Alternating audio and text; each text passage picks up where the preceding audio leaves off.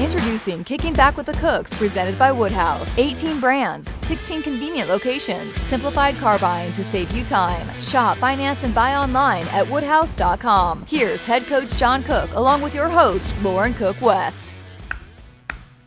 Welcome in. It's May, which is usually a month that's pretty quiet if you're in the Husker Volleyball world. However, this May looks a little different. And every 4 years, I guess, is it every 4 years, Coach? Yes, every 4 years. Every 4 years, May looks a little different. So you guys are headed to Brazil. What day do you leave?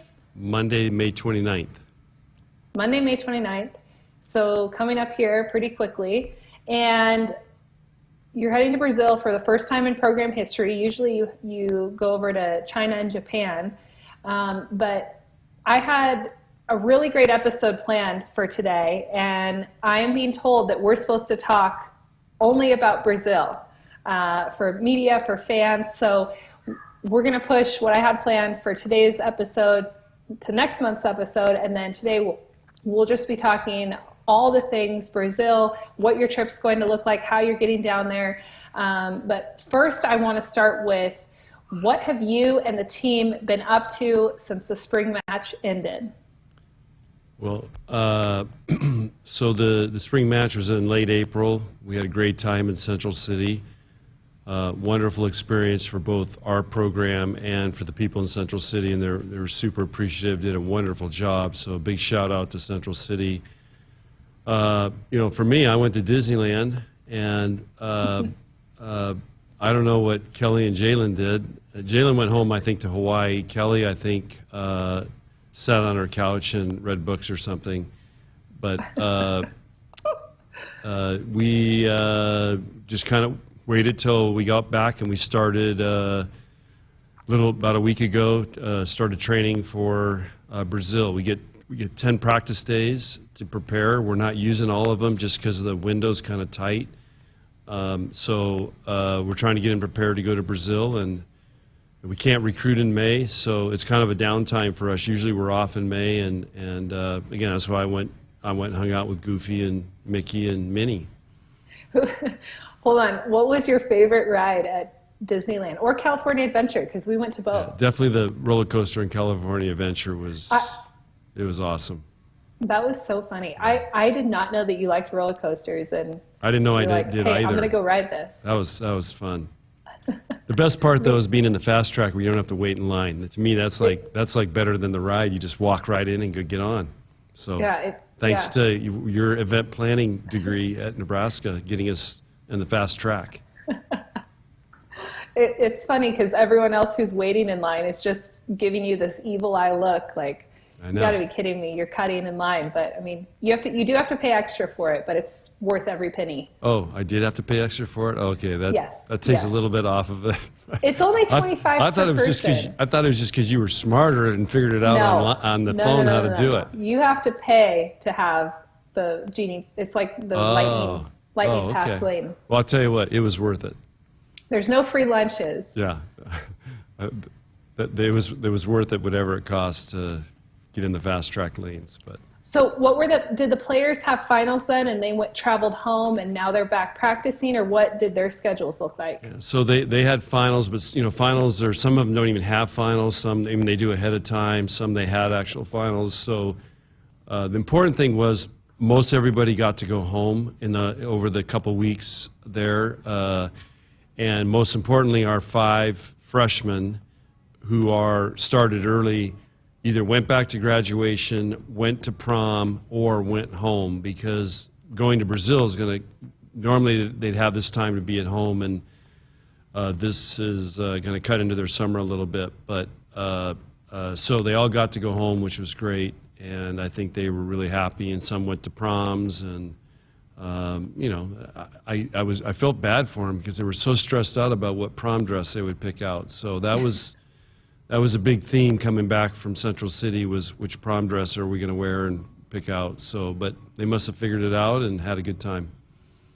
That's so wild to me that they're already competing at Nebraska, but they still have to go to prom. Yeah. Or they still haven't gone to prom yet, or they did. But Well, Lauren, you've been in our gym. You can imagine some of the prom comments going out in practice this week. Oh, I'm You're not going to sure. go for that ball because you still got the prom queen and you don't want to mess up your fingernails. And Hey, so when I was back for the spring match, Madden and I were playing in Devaney, and there was a blue fingernail that it popped off of someone's finger, and it was just laying on the floor. And I will never understand how the girls play with fake fingernails. I don't either. I did ask whose it was. I did get a name. So I shared that story like, my granddaughter's finding fingernails on the floor here in Devaney. Who you won't tell us who it is? No, it's a freshman. Wait, I'm gonna guess. Let me guess. Lainey? Oh, yeah.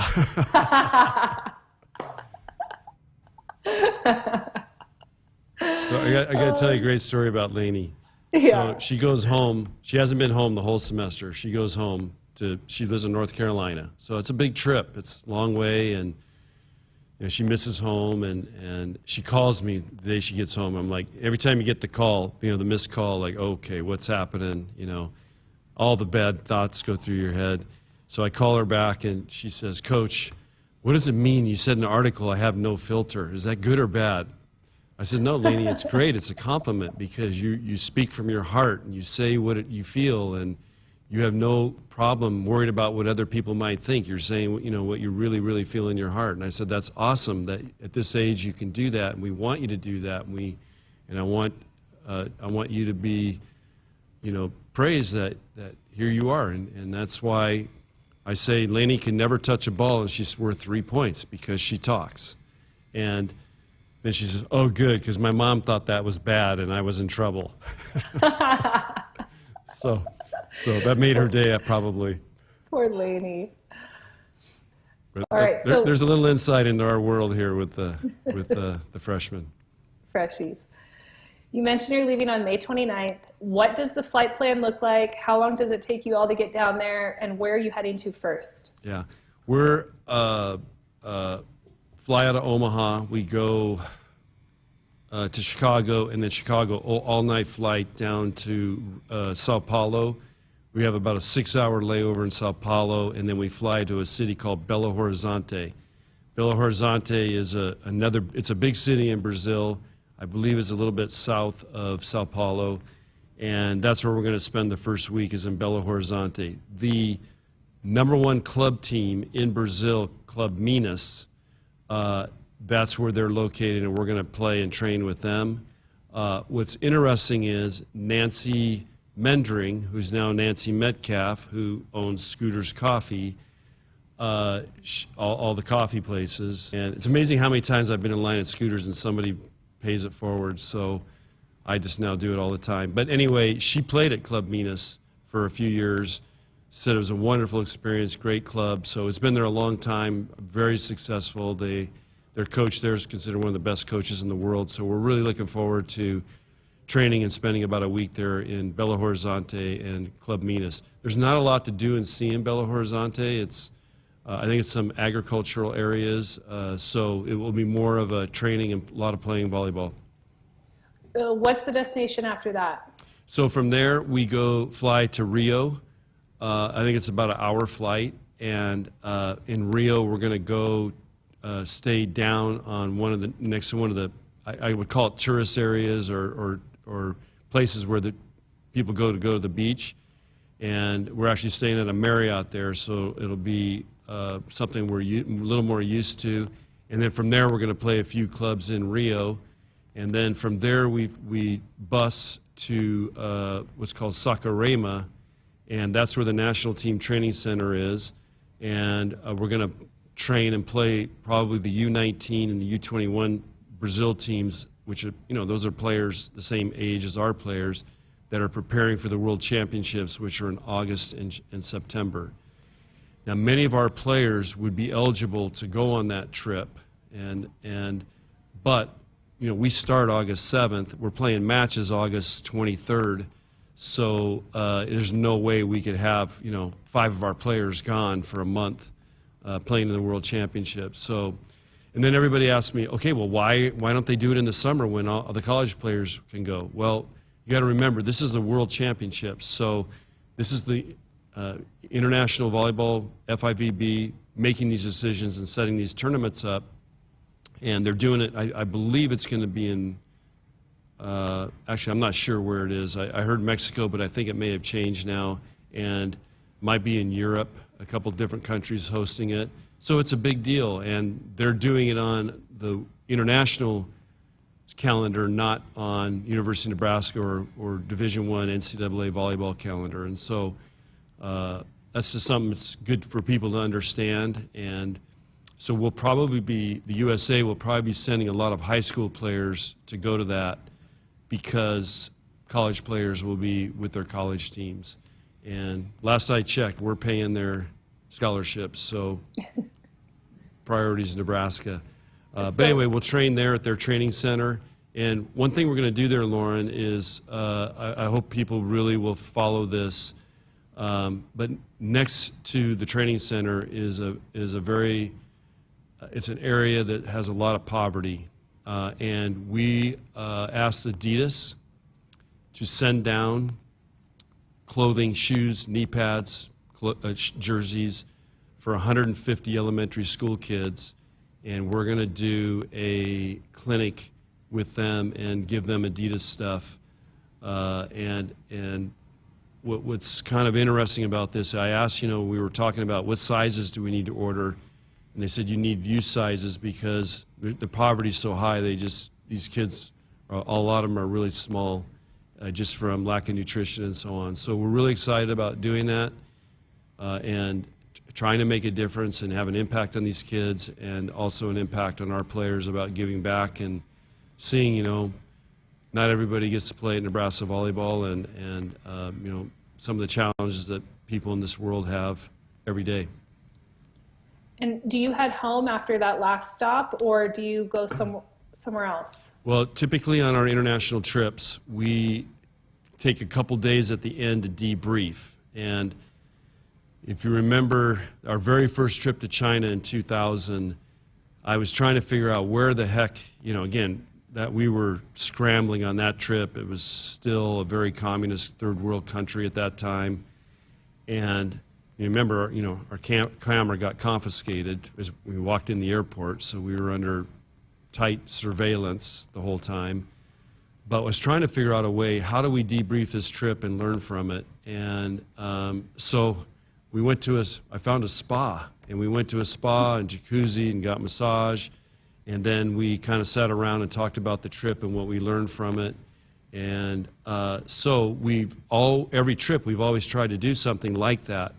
So for this trip, we're going to go to a place, we can bus there, called Buzios. And Buzios, if you look it up, is an old, hundreds of years old fishing village. And it used to be a small little fishing village where the fishermen lived and they would go out and fish. Well, now they've kind of made it into a tourist resort, small town, and we're actually going to take this boutique hotel. We're occupying the whole hotel.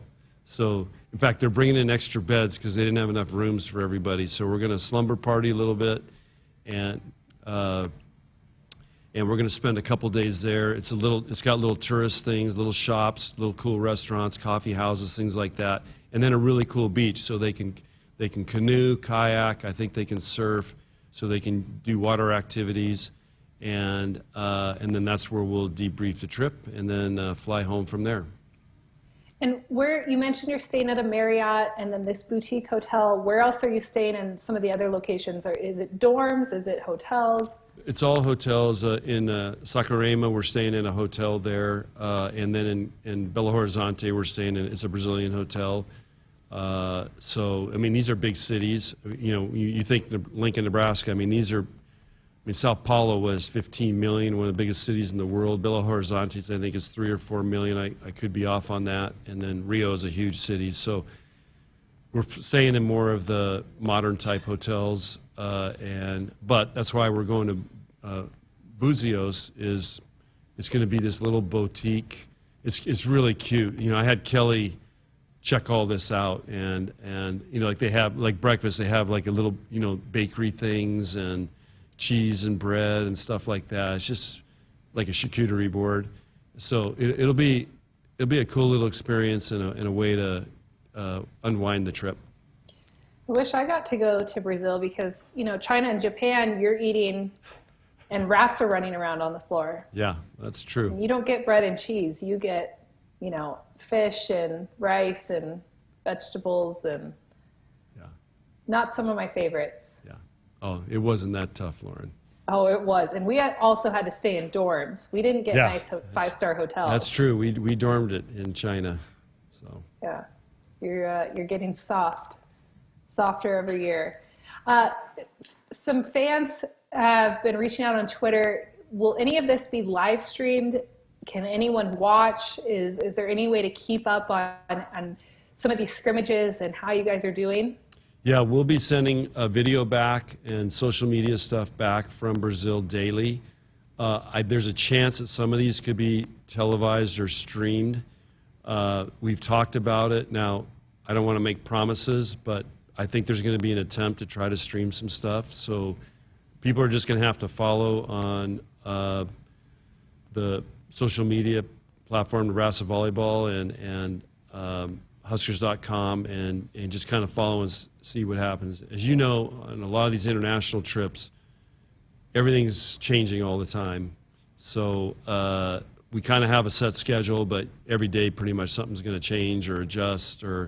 But we will be playing. I know they like to play at night. So and I believe Brazil is 2 hours, or where we're going is 2 hours ahead of Nebraska time. So a lot of the stuff we'll do will be at night, competition-wise. Are there any other activities that you'll be doing outside of volleyball training besides the ones that you mentioned? Is there any other tourist attractions or activities that you guys will be partaking in? Well, we're going to go to a couple cool restaurants. This one restaurant is it's won all kinds of awards and everything, so we're going to go there. That's going to kind of be our splurge night. But it's like a 5-star Brazilian restaurant, so that'll be one thing we're going to do.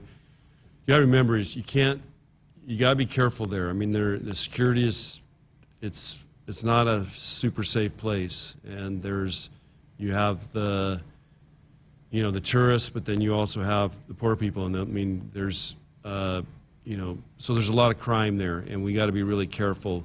But the one big thing is you go up to Christ the Redeemer, which is the big Christ statue way up on top of this mountain, and you wind up and go up on this bus and wind up there and go up there and oversee all of Rio, and that's one of the big tourist things to do. That's one thing in Brazil. There's not a lot to do. The other big thing, obviously, would be going to the rainforest, but it was too expensive, too far to get there, and there's a lot of risk with diseases in the rainforest, and we just didn't want to take those chances. So that's why we're staying where we're at. But the big tourist thing will be Christ the Redeemer, and it's a volleyball trip, and then experiencing Brazilian culture. I mean, Brazilians love to have fun. They love to party. They love to eat, and they love their food, and so we'll do some of that. And then, of course, Buzios is kind of a little tourist resort area, so there'll be some fun things to do there. So you mentioned you're going to do the last day or wrap up the trip in Buzios. Will you be naming captains? That is the plan as of now. Typically on these trips, when we debrief, we talk about the future, where we want to go, and who can help get us there. And so that might be something that hopefully unfolds on this trip and becomes pretty clear to the team, who our leaders are. As you know, there's great opportunities on these trips. Right. You can pout, you can be a grump, or you can embrace it and take charge, and because it's we go longer than most teams go. We're going May 29th back June 14th, so it's like 16 days, and so it becomes a long trip. It's hard, and so you see that you kind of can't hide for 16 days. You can't fake it. Do you guys have to get any vaccines? Yeah, the one vaccine we have to get is yellow fever. Okay. And Ironically, I was just talking to a coaching friend of mine who went to Costa Rica and got another type of fever down there, and says the sickest he's ever been in his life. So that's one thing we're going to protect for. Is it's even though it's going from summer to winter down there, they're opposite. Lauren, if you remember from geography, we're in the northern hemisphere, they're in the southern hemisphere, so the Earth tilts, and so it's becoming winter there. But it's still, it's warm. But we still got to be careful with mosquitoes. Back to captains, do the coaches vote on captains nowadays, or does the team vote on captains? It just varies every year. We do it different. It just depends on the group and what we feel, but we've been doing leadership classes all spring, and we've said whoever's interested in being a leader, you're welcome to come to these classes. I'll call them classes. Or just we've brought in speakers, we've done exercises, we've talked about leadership. So far, all 14 players have been in every one, so I guess they're all interested in being leaders. That's awesome. Any other details you want to share with us about the Brazil trip? Well, I think one thing, the biggest adjustment has been that, again, our average fans won't realize this, but we're going to play with the international ball. And the international ball is blue and gold. It's designed different than the balls we play with here. And they're very challenging to play with because they're a great ball to hit and they go really true, but when you serve them, they really move. If you can get them to float, they really move. And so our passers have been having a heck of a time adjusting to the serves and getting used to those. So that is one big adjustment that people aren't going to realize. And of course, when you've got, I've talked to Jordan and Kelsey and Justine, how they pass those balls, but it's very challenging, and it really makes you have to be fundamentally really good to pass those balls. So that's one big thing that's a little bit different. And other than that, the good thing is we don't have a big time change like going to China, Japan. You're 13 hours difference. We're still kind of in the same time zone, which will be nice. But we're going to have an all-night flight getting down there and a long layover. It's going to be a long 2 days. It's 2 days of travel.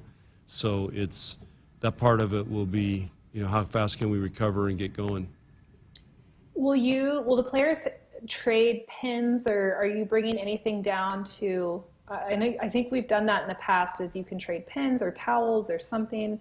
Will your players be bringing anything down there to trade with other players? Yeah, as you know, the one thing volleyball players like to trade are shirts. So we've made up, each player will have about 8 to 10 shirts, I believe, to trade with the teams that we're playing with. Joni Duff, who's working in our office now, has been in football for 30 years, she's gotten a lot of other things will give us gifts. The coaches typically give gifts, so we'll give Nebraska pennants and Nebraska, little things representing Nebraska. So yes, that's part of the international volleyball world, is you exchange gifts and give gifts. So yes, we will be taking that, but we take a lot of shirts with us because that's what the players love, and they love swapping. And we have some players on our team that actually played in the Junior World Championships, Youth World Championships, and they've actually have Brazil stuff that they've traded. Wow. And uniforms. Of course, they traded their USA stuff. So that's always fun. And what's really cool, that's a side note on this, is Merritt is kind of I'll call a wannabe graphic designer, and she's come up with some logos for her, and she's got a little website. I call it MB3, but I don't have it right. I just call her MB3. But it's a design that she makes. She does little camps for kids, and so I asked her to come up with a logo for this trip, and we have a great logo, and I'm sure it'll come out on social media. But she did a wonderful job designing it, and it's really cool. And there's a lot of symbolic things that are in the logo, which is cool. That the Brazilian people will pick up on right away. Our people, our fans may not, oh, that looks cool, but they won't see some of the symbolism in that deal. So maybe we'll have Merritt on the trip kind of explain the design and what's behind it. And she did a fantastic job. So that, for me, that makes it really fun that our players are into that and they're part of this process, and it just makes it more enjoyable. And those are the shirts, she designed the shirts that you're trading, or the shirts that your players will be wearing down there? Both. We made all these shirts up, so they'll get to keep some and then they'll have some to trade. That's awesome. And it's our bag tags have it, and yeah, it came out really, really well. I'm excited to see it. Well, I should have started with this, but no confession, no lesson today. I'm letting you off the hook, and I hope you have a wonderful time in Brazil. We can't wait to see pictures, videos.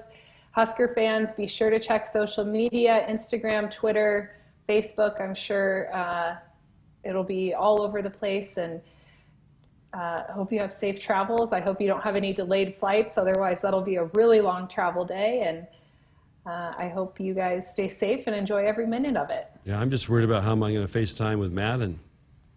Yeah, are you able to FaceTime? I don't know.